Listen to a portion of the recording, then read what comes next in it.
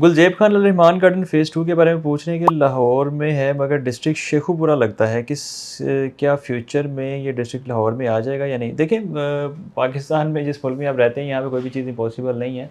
लेकिन ये बात हकीकत है कि ये जो रावी को जैसे ही आप क्रॉस करते हैं रावी दरिया को तो जो शरफपुर रोड वाला एरिया है ये डिस्ट्रिक्ट शेखुपुरा में आता है। लेकिन डिवीज़न लाहौर है। लाहौर की बेसिकली डिवीज़न में 4 डिस्ट्रिक्ट आते हैं यानी कि 4 ज़िले आते हैं जिसमें लाहौर खुद भी एक ज़िला है। ज़िला ननकाना साहब है, ज़िला शेखुपुरा है और ज़िला कसूर है। तो ये बेसिकली ज़िला शेखुपुरा में आता है और मेबी फ्यूचर में यहाँ पे कोई इस तरह जिस तरह लाहौर एक्सपैंड हो रहा है, एक टाइम था जब शादरा को भी लाहौर से बाहर समझा जाता था, लेकिन अब शादरा भी लाहौर में है। फिर एक वक़्त आया कि काला शका को लाहौर से बाहर समझा जाता था, वो भी लाहौर में आ गया। फिर एक टाइम आया कि मुरीद के को लाहौर से बाहर समझा जाता, तो मुरीद के तक अब लाहौर ही चल रहा है।